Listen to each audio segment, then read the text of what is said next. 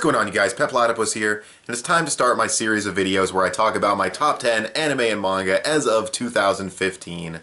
Starting off the list with number 10, the newcomer, The Seven Deadly Sins. Now, if you want to see the critical analysis or the objective point of view or whatever, you can go to my Season 1 review, you can watch my chapter reviews. This is my top 10 list, this is my personal opinion on what is my top 10, so there is going to be bias, there is going to be, you know, just kind of fanboying over these series, because that's what this kind of list is about. It is my personal top 10, and if you guys have a different top 10, feel free to comment down below, tell me what it is, you know, be respectful about it and all that stuff. It's all a matter of opinion. So, number 10, Seven Deadly Sins. I've talked about this series, like I said, in chapter reviews, and I've reviewed the first season, so I'll try to talk about stuff I haven't talked about before, because I don't remember everything I said about it before.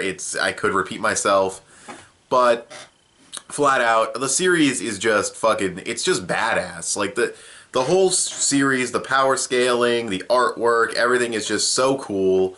It's so much fun to read. The emotional moments have their impact. It can go dark, but it's mainly a fun adventure in a fantasy world, and it works. It works really well on that level. The fighting is good. It's unique.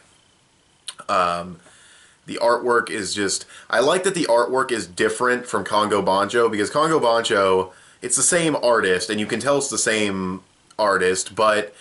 I was kind of redundant, but you can tell it's the same artist when you look at the two series, but you can kind of tell Congo Bancho is a little bit cleaned up, a little bit sharper line work. With this series, it's a little messier, but kind of in a good way, and the world looks completely different. Like Congo Bancho, you have very uniform, realistic buildings. The world and plant life and everything is drawn much more simplistically in Seven Deadly Sins to give it that more fantasy vibe, I guess you could say. And I think it works really well differentiating the two and kind of giving the series its own identity in terms of artwork. And other than that, I mean, it's just cool. Like, I love characters like Monkey D. Luffy, like Goku. I love Congo Bancho, he's awesome, but I love characters who can be badass just because they are badass. They don't have to wear the long coat with the stern face and the spiky hair and the fucking badass attitude. They don't have to do all those badass tropes and cliches. They just have to be badass to be badass. They can be silly. They don't have to look threatening, but they just do epic shit. I love those kinds of characters, and that's what Meliodas is in the Seven Deadly Sins. Like I said, Luffy in One Piece and Goku in Dragon Ball. They're just really, really great characters. I love that misleading appearance. It's just... So I love the main character. The other characters are all fun. Even King, who's like my least favorite, still has a rare, unique, and awesome way of fighting, and his fights are always enjoyable. And I love the hype. I love the overpowered characters, but the story is still very good. The emotional impact is still very good.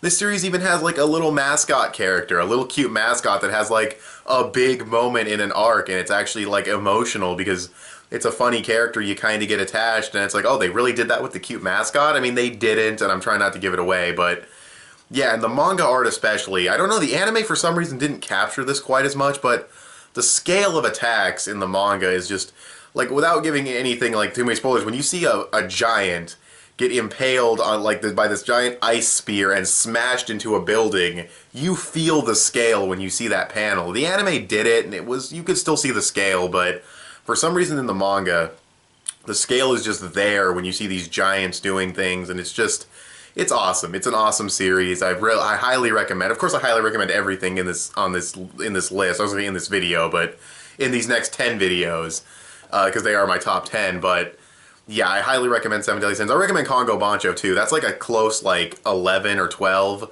Love that series a lot, but not quite as much as Seven Deadly Sins. I think the author got better with experience as a writer. And also, I guess I should point out that Fist of the North Star has been bumped off the list. Still like Fist of the North Star a lot. Seven Deadly Sins is just a much better series in pretty much every category. I mean, even art. I kind of gravitate towards the simplistic art style.